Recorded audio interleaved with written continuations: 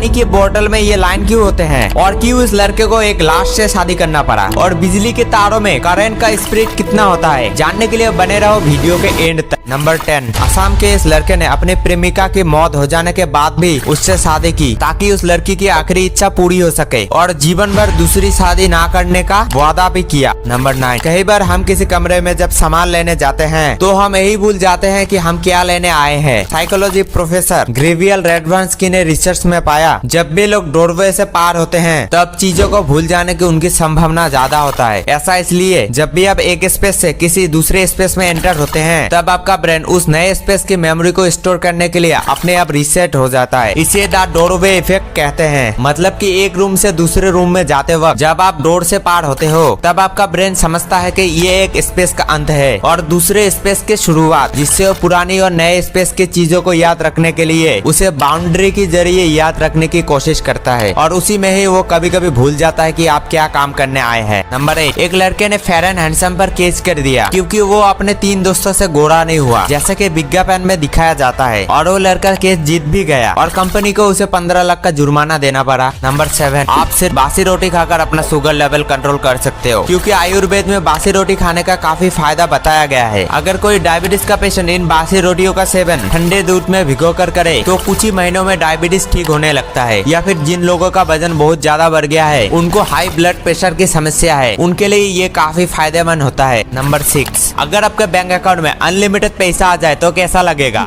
बहुत अच्छा लगेगा।